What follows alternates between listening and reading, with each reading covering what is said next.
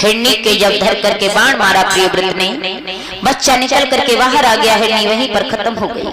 नारद जी आए, नारद जी ने कहा तुमने ये क्या कर दिया, बिना कुछ किए हुए इस हिरनी को मार दिया, ये तुमने बहुत बड़ा पाप लादा अपने सर पर। तुम एक राजा थे, लेकिन राजा होने के नाते ये काम तुम्हें शोभा नहीं देता है।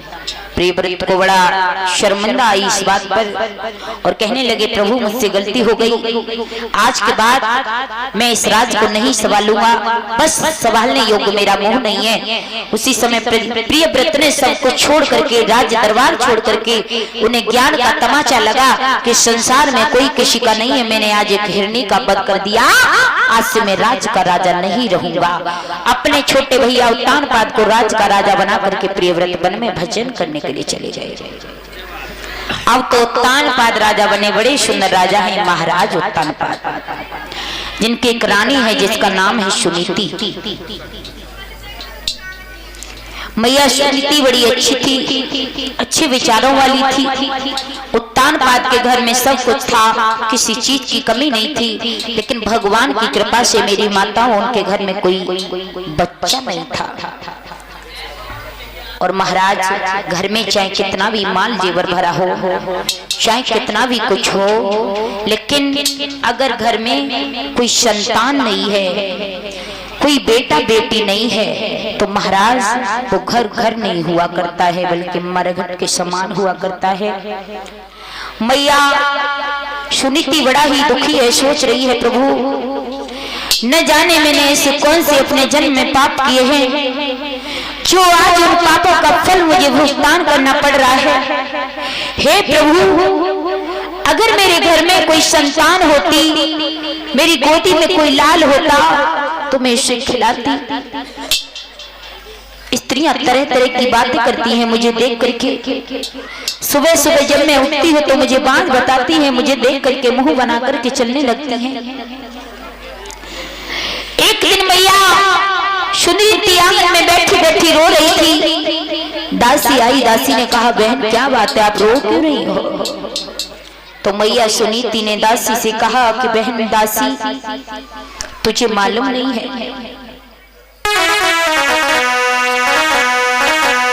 मेरी माताओं। उसी समय दासी ने जब पूछा तो मैया रोने लगी, कहने लगी है बहन मेरी बात सुन। और रो करके मैया सुनीति ने दासी से जवाब दिया है क्या?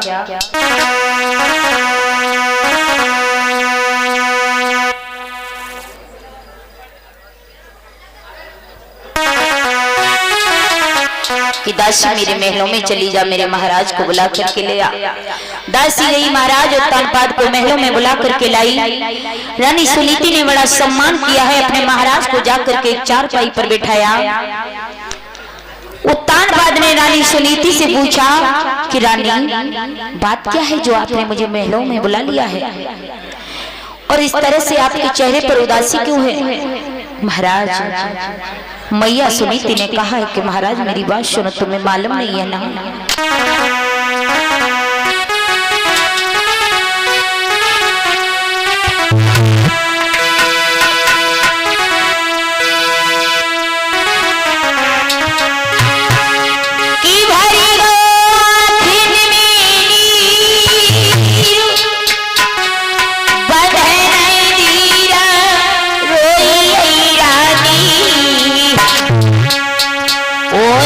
संतान के घर में